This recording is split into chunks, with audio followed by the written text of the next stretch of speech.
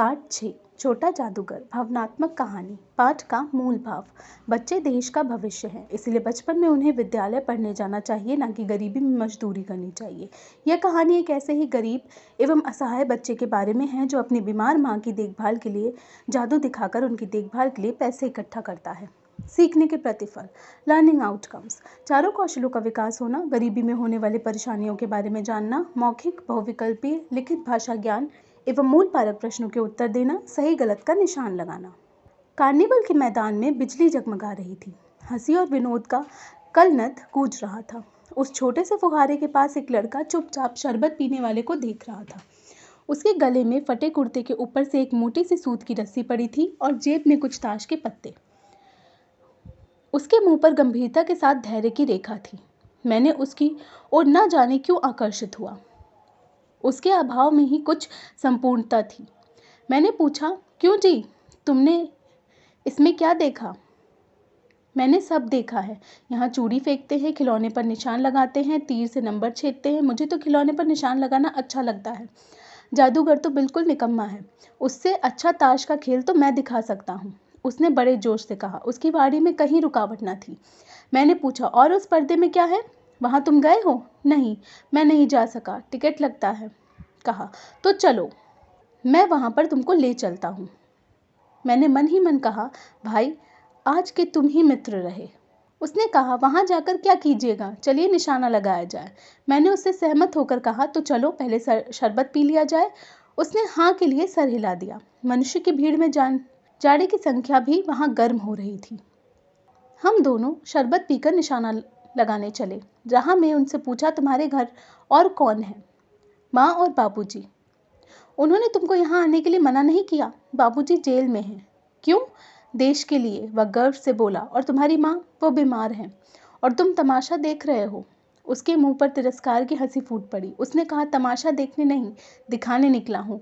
कुछ पैसे ले जाऊंगा तो माँ को पथ्य दूंगा। मुझे शरबत ना पिलाकर आपने मेरा खेल देखकर मुझे कुछ पैसे दे दिए होते तो मुझे तसल्ली होती। मैं आश्चर्य से उस 13-14 वर्ष के लड़के को देखने लगा। हाँ, मैं सच कहता हूँ बाबूजी, मेरी माँ बीमार है, इसलिए मैं नहीं गया। कहाँ? जेल में। जब कुछ लोग खेल तमाशा देखते ही हैं तो मैं क्यों ना दिखाकर माँ की दवा करूँ और अपना पेट भरूँ। मैंने दीर्घ निश्वास लिया। चारों ओर बिजली के लट्टू नाच रहे थे। मन विग्रह हो उठा। मैंने उससे कहा, अच्छा चलो निशाना लगाया जाए। हम दोनों उस जगह पहुँचे जहाँ खिलौने की गेंद से गिराया जाता था। मैंने 12 टिकट खरीदकर उस लड़के को दिया। वह निकला पक्का निशानेबाज। उसकी कोई गेंद खाली नहीं गई। देखने वाले दंग रह गए। उसने 12 खिलौनों को बटोर लिया, लेकिन उठाता कैसे? कुछ मेरे रुमाल में बांधे, कुछ जेब में रख लिया। लड़के ने कहा, बापूजी, आपको तमाशा दिखाऊं? बाहर आइए, मैं चलता हूँ। वह 9 तो 11 हो गया। मैंने मन ही मन कहा, इतनी जल्दी आंख बदल गई। मैं घूमकर पान की दुकान पर गया। पान खाकर बड़ी देर तक इधर उधर टहलता देखता रहा। झूले के पास लोगों को ऊपर नीचे आना देखने लगा। अकस्मात किसी ने ऊपर के हिंडोले से पुकारा, बापूजी। मैंने पूछा, कौन? मैं हूँ, छोटा जादूगर। कोलकाता के सुंदर बॉटनिकल उद्यान में लाल कमालिनी से भरी हुई एक छोटी सी झील के किनारे घने वृक्ष की छाया में अपनी मंडली के साथ बैठा हुआ मैं जलपान कर रहा था। बातें हो रही थी। इतने में वही छोटा जादूगर दिखाई पड़ा। हाथ में 4 खाने की खादी का झोला, साफ जांघिया और आधी बाहों का कुर्ता, सिर पर मेरा रुमाल सूत की रस्सी में बांधा हुआ, मस्तानी चाल में झूमता हुआ आकर कहने लगा, बाबूजी नमस्ते। आज कहिए तो खेल दिखाऊं? नहीं जी, अभी हम लोग जलपान कर रहे हैं। फिर इसके बाद गाना बजाना होगा बाबूजी। नहीं जी, तुमको मैं क्रोध में कुछ और कहने जा रहा था, तभी श्रीमती जी ने कहा, दिखलाओ जी, तुम तो अच्छे आए, भला कुछ मन तो बहले। मैं चुप हो गया। श्रीमती जी की बोली में वह माँ की सी मिठास थी जिसके सामने किसी भी लड़के को रोका नहीं जा सकता था। उसने खेल आरंभ किया। उस दिन कार्निवल के सब खिलौने उसके खेल में अपना अभिनय करने लगे। भालू मनाने लगा, बिल्ली रूठने लगी, बंदर घुड़कने लगा, गुड़िया का ब्याह हुआ, गुड्डा वर बना। लड़के की बात में वह खेल हो रहा था। सब हंसते हंसते लोटपोट हो गए।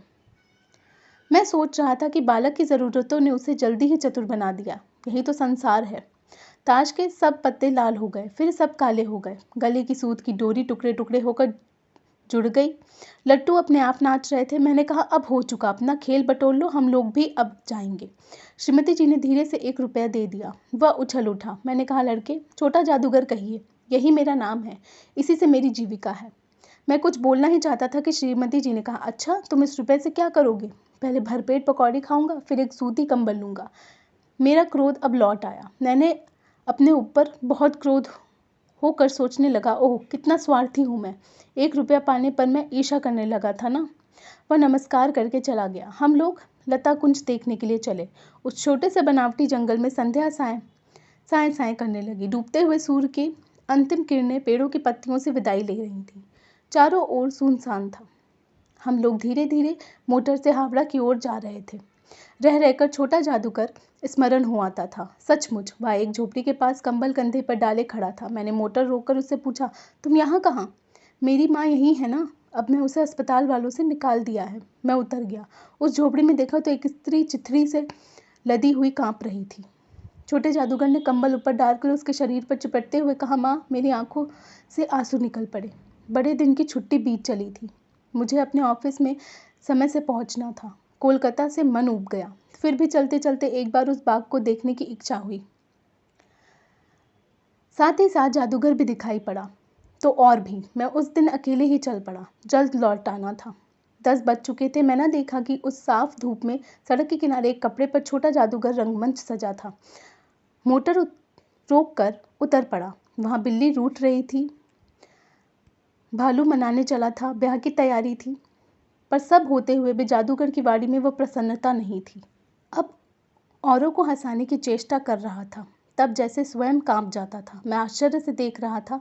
खेल हो जाने पर पैसा बटोरकर उसने भीड़ में मुझे देखा। वह जैसे क्षण भर के लिए स्फूर्तिमान हो गया। मैंने उसकी पीठ थपथपाते हुए पूछा, आज तुम्हारा खेल जमा क्यों नहीं? माँ ने कहा है कि आज तुरंत चले आना, मेरी घड़ी समीप है, अविचल भाव से उसने कहा। तब भी तुम खेल दिखाने चले आए? उसने कहा। क्यों ना आता? और कुछ अधिक कहने से जैसे वह अपमान का अनुभव कर रहा था। क्षण भर से मुझे अपनी भूल मालूम हो गई। उसके झोले को गाड़ी में फेंक कर उसने भी बैठते हुए मैंने कहा, जल्दी चलो। मोटर वाला मेरे बताए हुए पथ पर चल पड़ा। कुछ ही मिनटों में मैं झोपड़े के पास पहुंचा। जादूगर दौड़कर झोपड़े में माँ माँ पुकारते हुए घुसा। मैं भी पीछे था, किंतु स्त्री के मुंह से बे निकल कर रह गया। उसके दुर्बल हाथ उठकर गिर पड़े। जादूगर उससे लिपटता रोता रहा। मैं भौचक्का खड़ा था। उस साफ धूप में सारा संसार जैसे जादू सा मेरे चारों ओर नाच रहा था। जयशंकर प्रसाद। नैतिक मूल। हमें कभी भी परिश्रम से संकोच नहीं करना चाहिए।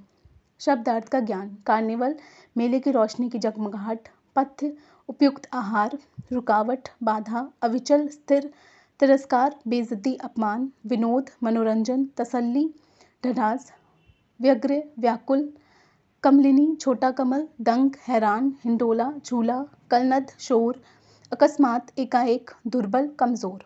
वाचन, श्रुतुलेख, डिक्टेशन। कार्निवल, तिरस्कार, तसल्ली, स्वार्थी, भौचक्का, निश्वास, संपूर्णता, चेष्टा, स्मरण, अकस्मात।